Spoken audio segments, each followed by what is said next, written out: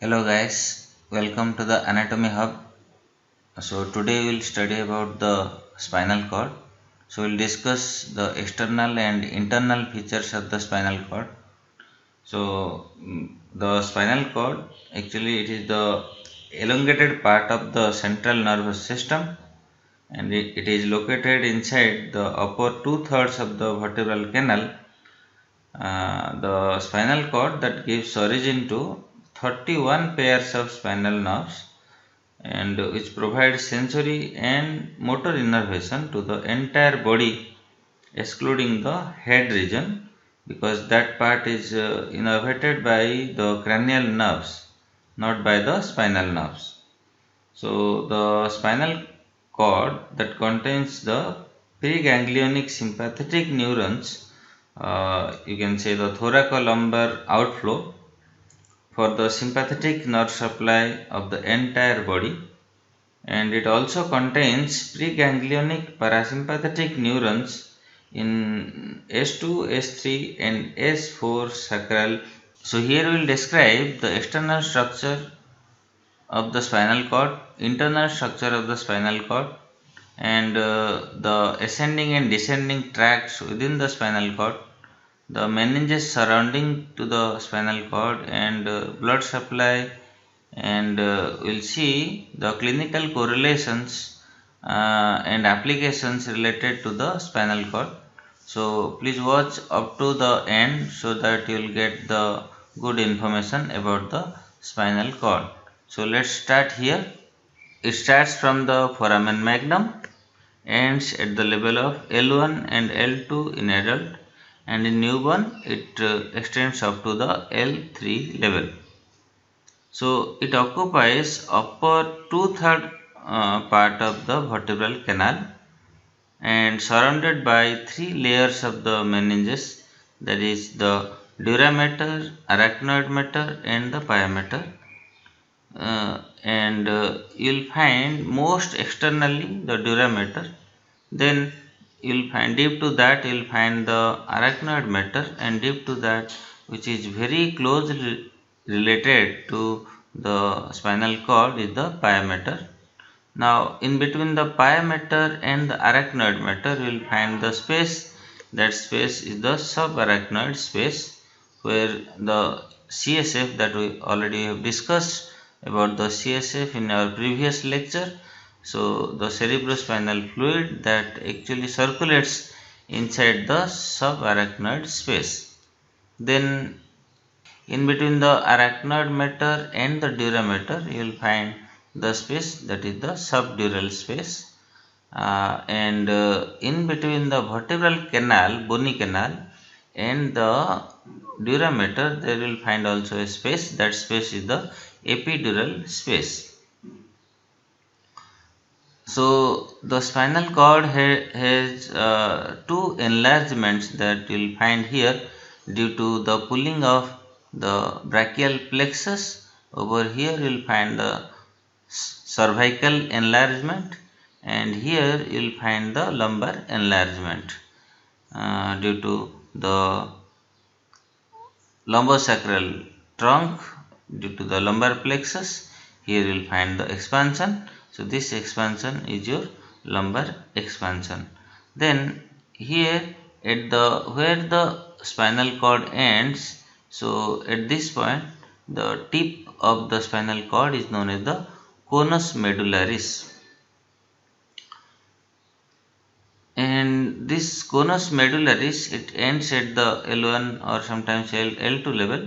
Then the pia mater that continues up to the sacral level and up to the uh, base of the coccyx. So this pia mater that extends from this L2 level to the base of the coccyx as a phylum terminally. Okay, so it is mixture of the pia mater and the arachnoid mater. Then here you will find the branches of the spinal cord as a cauda equina. So spinal cord it ends at the L2 level, but you will find number of rootlets that is descending downward up to the coccyx as a cauda equina. So if you will see the spinal cord in section, you will find that anteriorly you will find the anterior median fissure, and posteriorly you will find the posterior median sulcus. So as you can see here, from the spinal cord, total 31 pairs of spinal nerves that attach to the spinal cord, and uh, it attached to the spinal cord by the anterior and posterior roots. So anterior root is concerned with the motor outflow, and the sensory is for the dorsal root.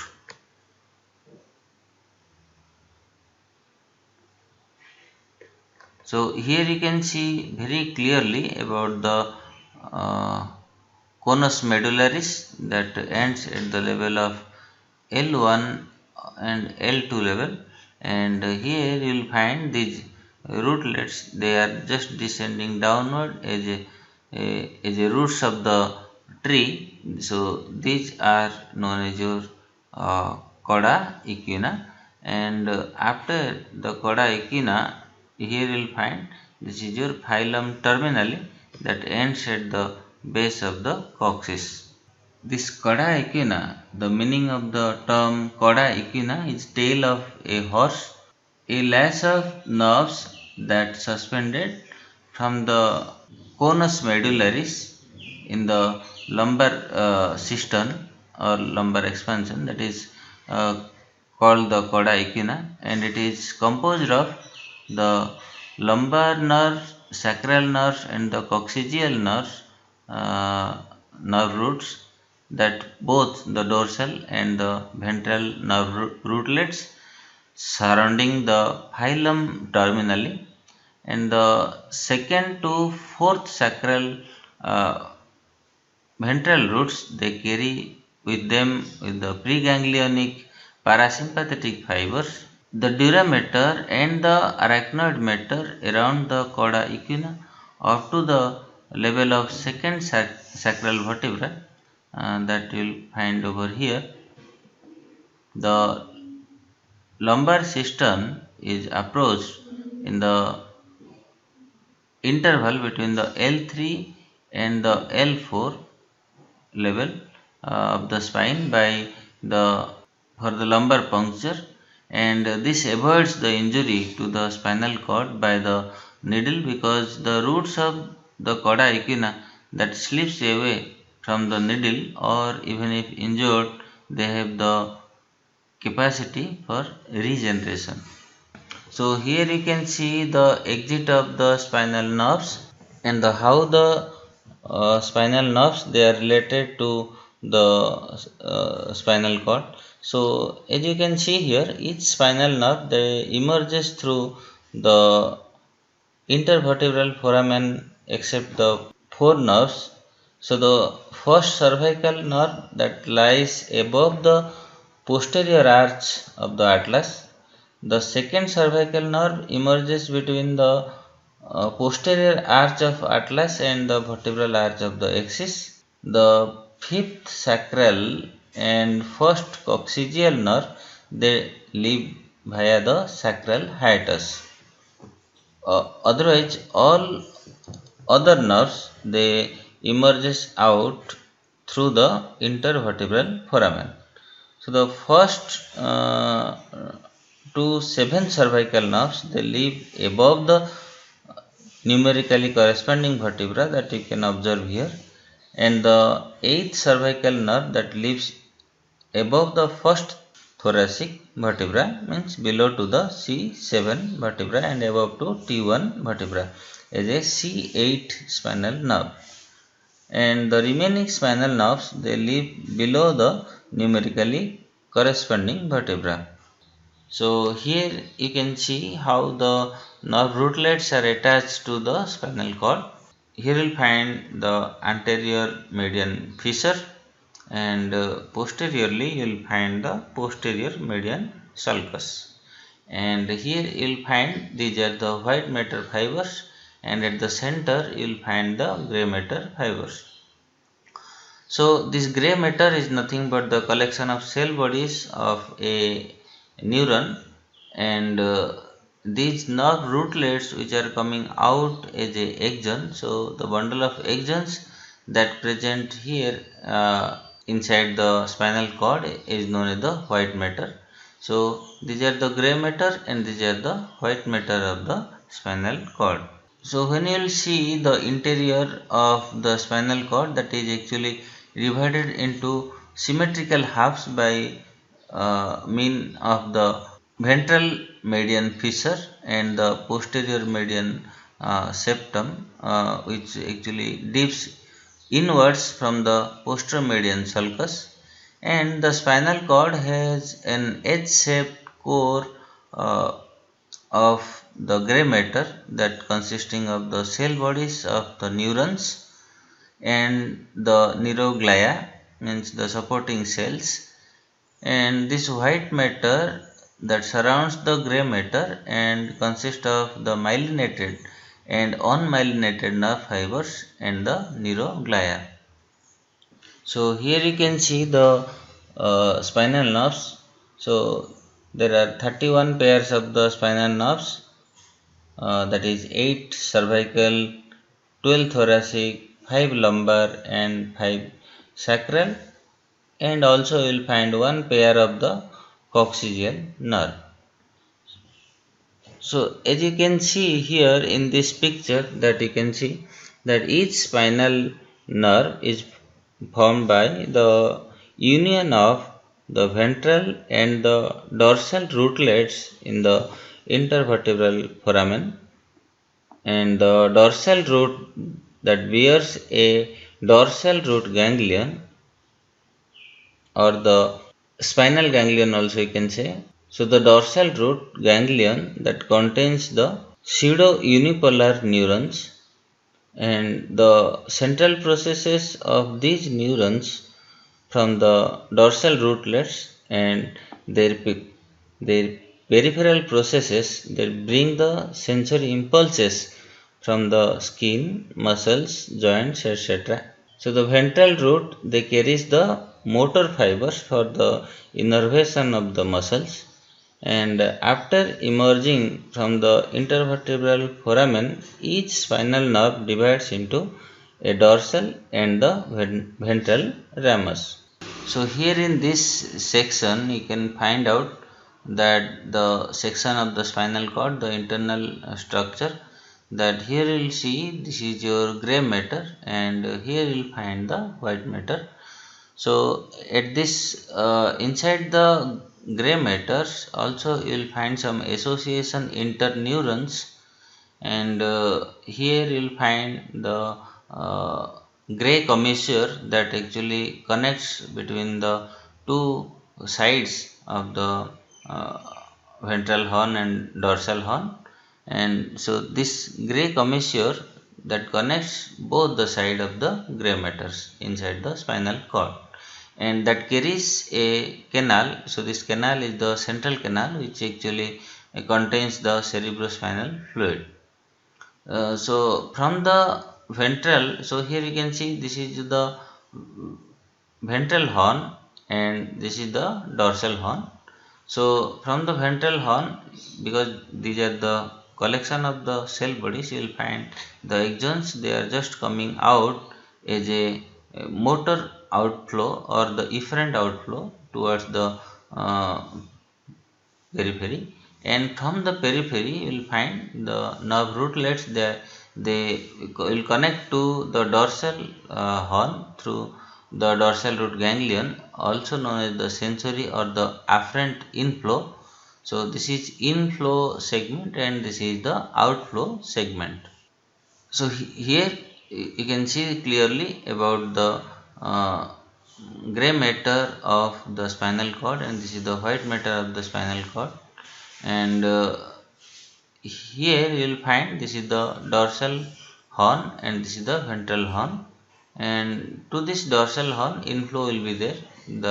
The sensory inputs will come from the periphery, different part of the body, and will connect to here. uh, the axons means here you will find the dorsal root ganglion, which is the pseudo unipolar ganglion, which is the central process connected to the dorsal horn, and the peripheral process connected to the periphery of the body, which receives the information, sensory information, and will attach to here at the dorsal horn. Like that, here you will find the ventral horn, and this is also the gray matter, means collection of the cell bodies, and their axons will come out as a motor outflow towards the body. And here you will find the different spinal cord section segments, that you will find how the gray matter that distributed inside the different sections of the spinal cord. At C5 you can see the shape. At the T2 you will find the shape over here like this. So at the T2 level, here you will find a extra horn that will develop, that is the lateral horn, because this horn carries the sympathetic outflow. So it differs from T2 to T8 also, you can see, and how the T8 is difference from the L1 level and L2 level. So here you can see the S2 level gray matter and the S3 level gray matters. Now if you will see the internal structures of this gray matter, so you can see that at this point you will find the central canal of the spinal cord. So this central canal of the spinal cord, that is the uh, uh, tube-like structure containing the cerebrospinal fluid, and that traverses the gray commissure, and the canal is lined with the ciliated simple columnar epithelium superiorly. The canal is actually continuous with the central canal of the closed part of the medulla oblongata, and inferiorly in the conus medullaris the canal expands slightly to form the terminal ventricle. So after the fourth ventricle at the spinal cord, you will find the dilated part of the central canal uh, as a terminal ventricle. So here you can see the gray matters. So the cell bodies of the multipolar neurons and the plenty of interneurons, they including the Rensa cells, make up the gray matter of the spinal cord. So the gray matter is actually divided into three horns in some places, but mainly the two horns, the dorsal horn and the ventral horn. And in some other places like at the thoracolumbar region, you will find the intermediate or the lateral horn you will find. So the anterior horn, that is actually short and bulbous in nature, and the neurons at the anterior horn are the lower motor neurons, which are subdivided into alpha neurons and the gamma neurons. So the alpha neurons, they supply the extrafusal fibers of the skeletal muscles, and the gamma neurons, they supply mainly the intrafusal fibers of the neuromuscular spindles in the skeletal muscles. The dorsal horn, and here you'll find the ventral horn, and this dorsal and ventral horn that can be divided into many laminae, so that we'll discuss over here. So here we'll divide into 5 parts. Here you'll find the first laminae, then here you'll find the second laminae, here you will find the third lamina, and this is your fourth lamina, this is the fifth lamina, and here you will find the sixth lamina, and here you will find the presence of the seventh lamina, and here you will find the eighth lamina, and here you will find the ninth lamina, and here you will find the 10th lamina. So why you will divide this into lamina? Because at this point you will find the different cell neurons, that neuronal cells you will find, so or the nerve cells. So the anterior gray horn, that actually or you can say the ventral gray horn. So the ventral gray horn that actually divides into three groups that you can see here. One is the lateral group, another is the central group, and another is the medial group. So the lateral group that actually again divided into three parts, that is the retrodorsolateral, and you'll find the dorsolateral, and you'll find the ventrolateral. So here we'll see how they are arranged. So here we'll find the retrodorsolateral. So this is retrodorsolateral nerve cells or the nucleus, and here you'll find the dorsolateral nerve cells, and here you'll find the ventrolateral nerve rootlets. So all these three belong to the lateral group, and then you'll find the central group. So the central group, here you'll find the accessory nuclei, that is the accessory nuclei, and another is the phrenic nuclei. So here we'll see the presence of, at the central group you will find the presence of your accessory nuclei.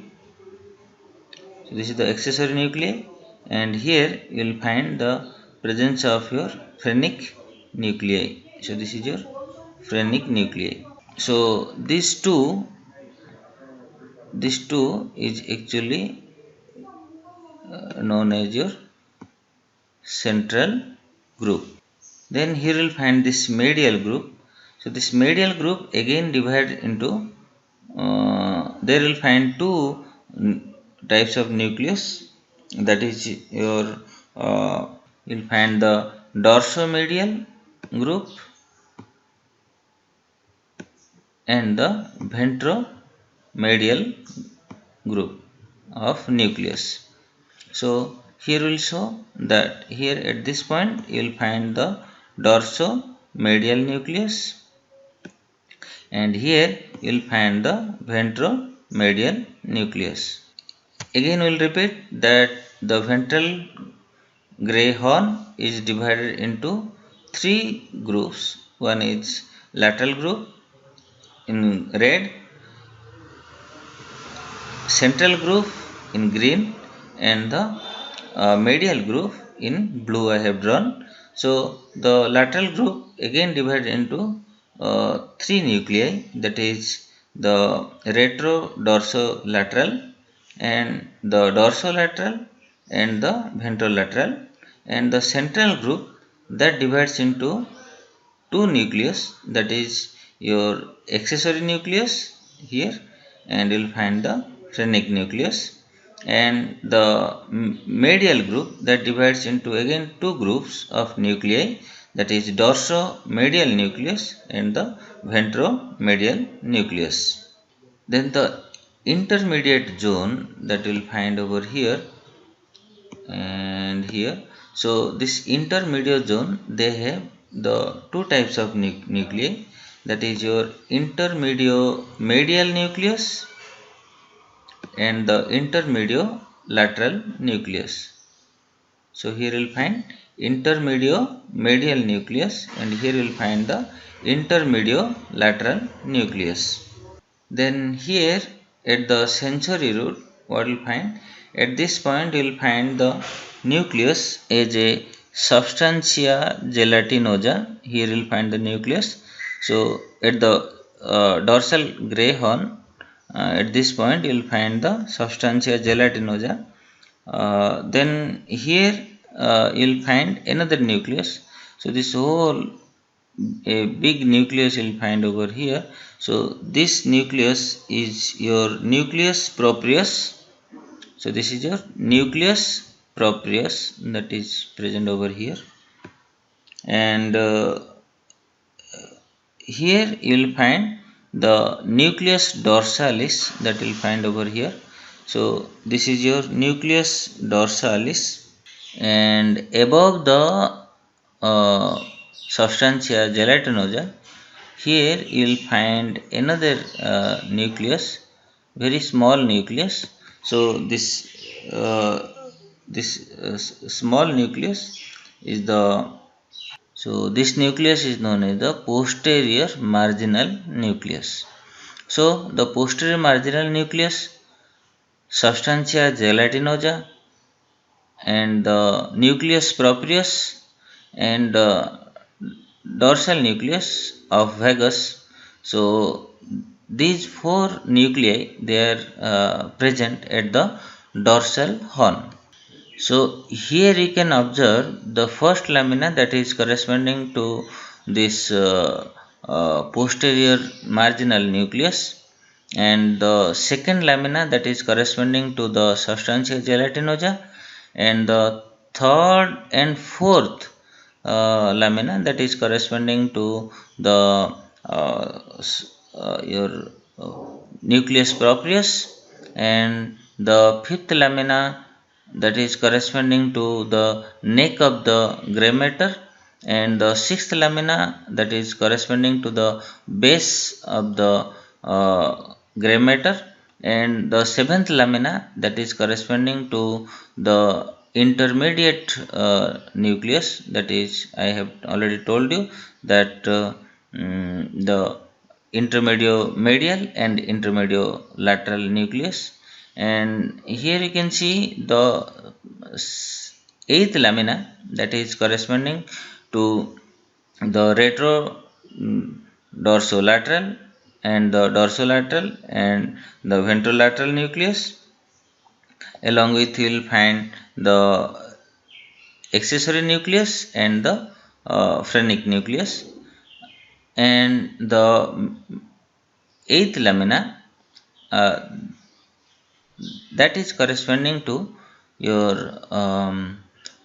dorsomedial and the ventromedial nucleus. So this is how the spinal cord has arranged, and you will find these are the nuclei that is present inside the spinal cord. So the substantia gelatinosa that actually situated at the apex, and throughout the length of the spinal cord it is present, and it is composed mainly of the Golgi type 2 neurons, and receives the afferent fibers concerning with the pain, temperature and touch from the posterior root. Like that you will find the nucleus proprius. So the nucleus proprius is for the anterior to the substantia gelatinosa, and that is present throughout the whole length of the spinal cord, and main bulk of cells in the posterior gray column that we have observed. The biggest nucleus, that is the nucleus proprius, and it receives fibers from the posterior white column that are associated with the proprioception, 2-point discrimination and the vibration. Like that, what we have studied about the nucleus dorsalis, or the dorsal nucleus of vagus, or you can say the Clark's column. So that is at the base of the posterior column, and that is present from C8 to L3 and L4, and this is associated with the proprioceptive endings, means the neuromuscular spindles and the tendon spindles. Then the visceral afferent nucleus, that is, I have already told you about the intermedial and intermediolateral nucleus. So that is the lateral to the nucleus dorsalis from T1 to L3 level, and it receives the visceral afferent information. And some nerve cells in the lateral gray column, they formed by the intermediolateral group of the cells and present from the T1 to L2 L3, and these cells gives rise to the preganglionic sympathetic fibers. In S2, S3 and S4, they give rise to the preganglionic parasympathetic fibers. Now here you can see the white matter fibers. So these white matter fibers, they divided into anterior column, the lateral column, and the posterior white column. So it consists of nerve fibers, the neuroglia, and the blood vessels, and it is white due to the myelinated fibers that will present over here, and they are the axons, that's why they are the myelinated fibers. So here you will find some ascending tracts. So what is tract? Tract is the bundle of axons present inside the CNS is the tract. So you will find the ascending tracts, the descending tracts, and the intersegmental axons. Okay. So the ascending tract, that fibers that ascend from the spinal cord towards the higher center and conduct the afferent information which may or may not reach at the conscious level. So information may be exteroceptive or proprioceptive. So exteroceptive, that is related to the pain, temperature, and the touch, and the proprioceptive, that is related to the proprioception, the sense of position, joint position, and everything from the muscles and the joints. So like the gray matter column, here the white matter column also have the arrangement, and in ascending pathways and the descending pathways. So the ascending pathway, that ascending pathway reaches to the conscious level, that consists of three types of neurons: the first order neuron, second order neuron, and the third order neuron, and branch to the reticular formation, and branch to the motor neurons also you will find. So the at the lateral side you will find the lateral spinothalamic tract. So the lateral spinothalamic tract that carries the pain and temperature, the anterior spinothalamic tract that carries the light or crude touch and the pressure, and here you will find the fasciculus gracilis and the fasciculus cuneatus, that is the two bundles of white matter fibers ascending upward towards the thalamus, and these are mainly for the discriminatory touch, the fine touch, pin pricking, vibration, and information from the muscles and joints. They are coming through this fasciculus gracilis and the fasciculus cuneatus. Like that you will find the anterior cerebellar tract, the unconscious information that is going to the cerebellum through from the muscles, joints, skin, and the subcutaneous tissue. So here you will find the anterior or the ventral spinocerebellar tract, and the dorsal, or you can say the posterior spinocerebellar tract. And also here you will find just anterior to the anterior spinocerebellar tract, here you will find the spino-olivary tract, means from the spinal cord to the inferior olivatory nucleus you will find these pathways. So this is the spino-olivatory tract, and in between the dorsal and ventral spinothalamic tract, here you will find another zone. So this zone actually is the spinotectal zone or spinotectal tract, that is from the spinal cord ascends upward towards the tectum of the brain stem. So this spinotectal tract that is actually concerned with the spino-visual reflex, and also you will find the spino-reticular tract in information from the muscles, joints and skin towards the reticular formation from the spinal cord.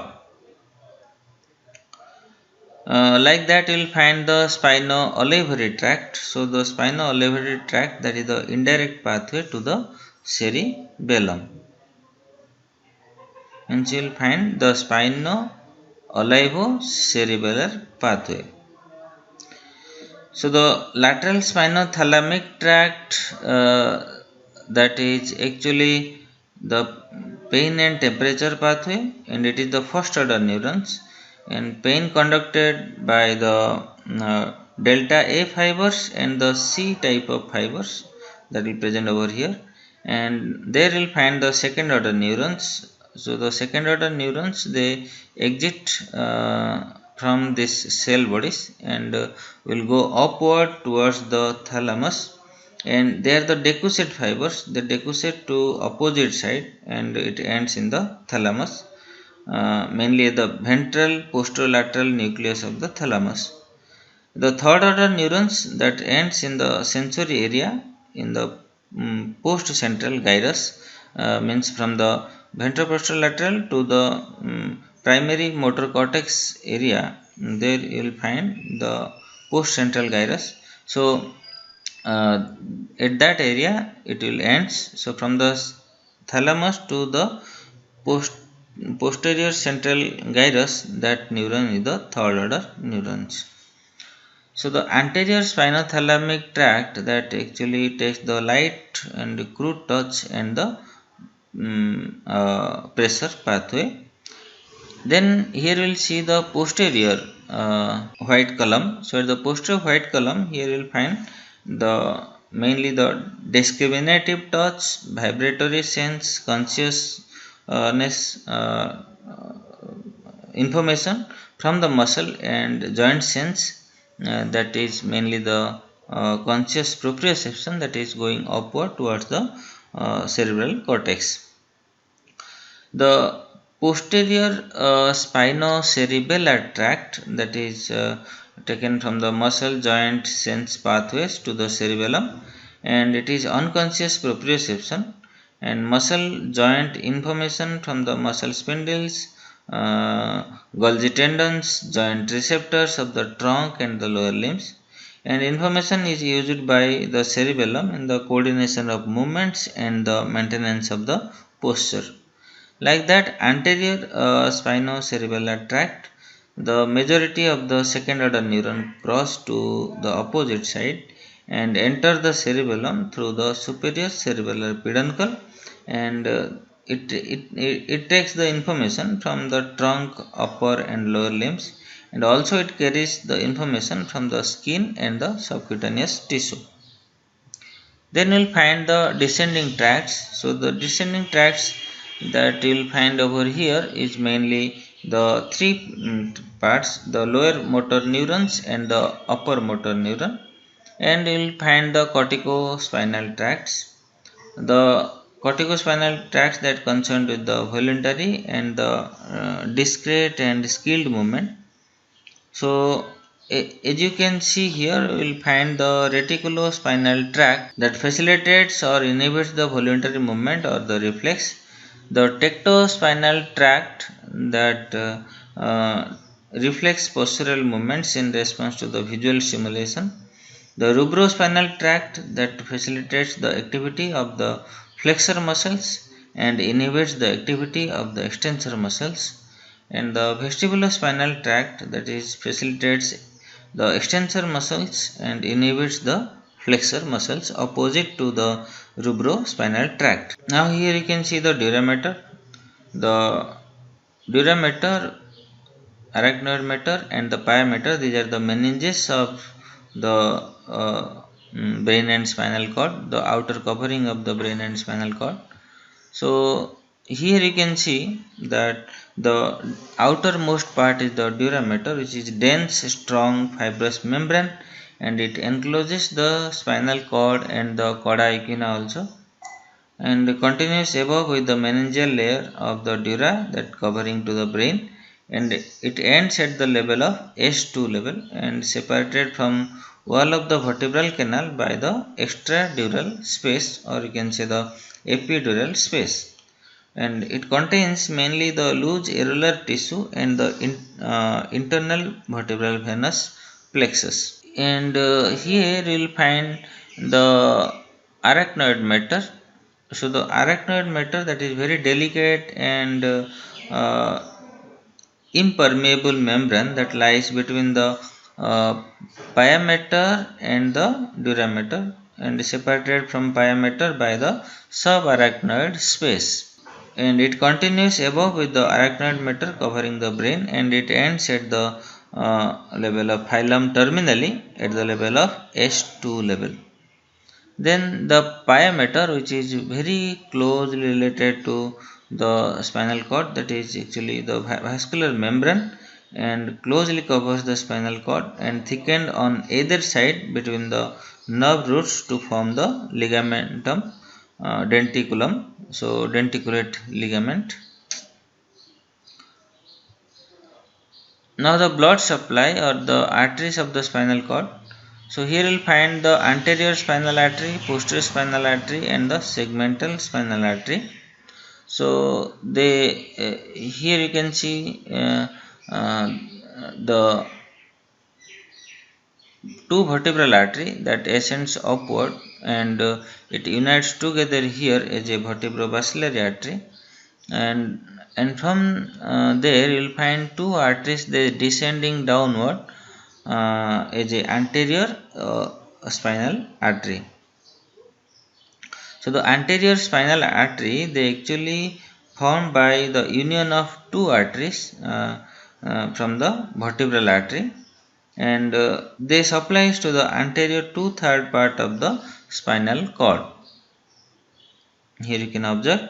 In the posterior spinal artery, they arise from the vertebral artery, or from the either from vertebral artery or from the posterior inferior cerebellar artery, or from the pica, you can say posterior inferior cerebellar artery, and they descend close to the posterior roots, supplying to the posterior 1/3 part of the spinal cord. Then the segmental arteries, the branches of arteries outside the vertebral column that you can see here, maybe from the subclavian artery, and from the descending thoracic aorta at the thoracic level, and from the lumbar arteries.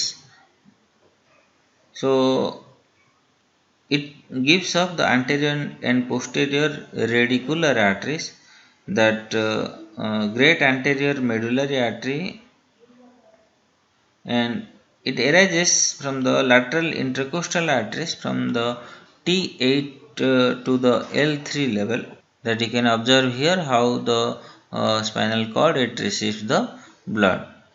Like that you will find the segmental artery, how these arteries they just enters into the spinal cord and supplies to the whole of the grey matter and the white matter. And here you will find the venous plexus.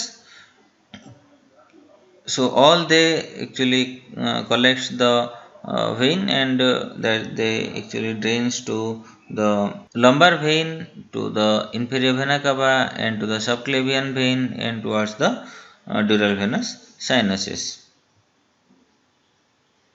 that you can observe here how the veins are arranged as a venous plexus. You can see is the superior view, and how these veins they drain towards the major veins, intervertebral vein. Then we will find the clinical correlations that follows the acute severe damage to the spinal cord, that is known as the spinal shock, and all cord functions below the level of the lesion become depressed or lost, and the sensory impairment will be there, so that the patient will get the flaccid paralysis, not the spastic paralysis. Spastic paralysis is different. This is flaccid paralysis, and the segmental spinal reflexes are depressed, and here you will find persist of less than 24 hours, or maybe as long as 1 to 4 weeks it will remain. After that it will be recovered. Like that you will find the poliomyelitis. So that is the acute viral infection of the neurons of the anterior gray column, because that is related to the motor neurons. So the motor nuclei of the cranial nerves and the spinal nerves, that will be damaged. So the death of this motor neuron cells will cause the paralysis and wasting of the muscles. So muscles of lower limb mainly affected by the poliomyelitis. Administrate the drugs. So we can do the lumbar puncture, and we can give the spinal anesthesia and the extradural anesthesia, or you can say the epidural anesthesia at the spinal cord level. So these are the external and the internal features of the spinal cord. So thanks for watching, and please subscribe and press the bell icon, so that you will get the new videos regularly. So thank you for watching.